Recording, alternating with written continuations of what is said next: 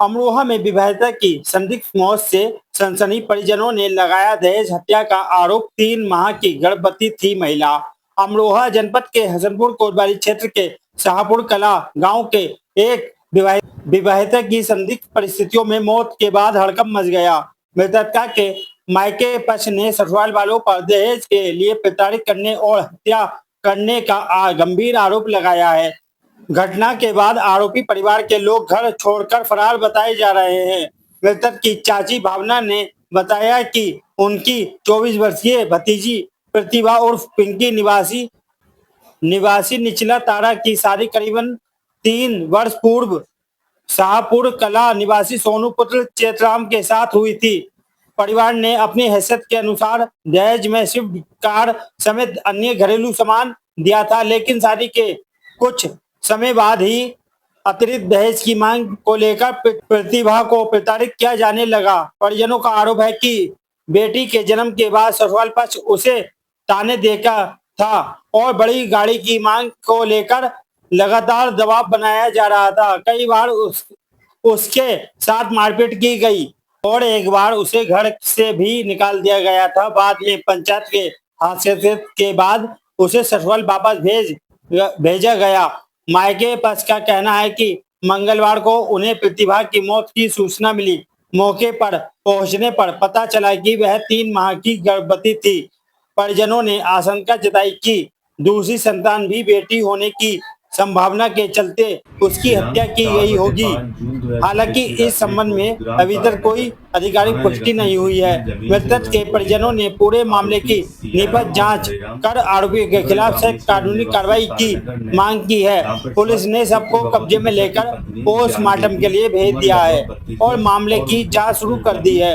Postmortem report और जांच के आधार पर आगे की कार्रवाई की जाएगी। इस हमले में बालक रवि की मौके। मेरा नाम है भावना। तो बताइए क्या मामला है? मामला ये है, लड़की है, हमारी बेटी है, मैं उसकी चाची हूँ। उसकी शादी अब से लगभग 3 साल पहले की गई थी शाहपुर कला, जो हसनपुर के बिल्कुल पास में है। अब उस लड़की की शादी के तुरंत बाद ही जो दहेज दिया गया वो दिया गया। उसके तुरंत बाद ही 1 महीना भी शादी के लिए नहीं हुआ था, तुरंत ही उसको प्रताड़ित करने लगे कि उनको दहेज चाहिए और ज़्यादा दहेज चाहिए। गाड़ी जो दी गई थी, स्विफ्ट दी गई थी, वो मांग कर रहे थे बड़ी गाड़ी की कि हमें बड़ी गाड़ी चाहिए और साथ ही साथ उन्हें जो है कुछ गहने भी चाहिए और कैश की भी डिमांड करी। इसी लड़ाई झगड़े के चक्कर में लड़की कुछ दिनों के लिए अपने मायके चली गई। लगभग 1 साल लड़की जो है अपने मायके में रही है। उसकी पहली डिलीवरी जो है अपने मायके में हुई है।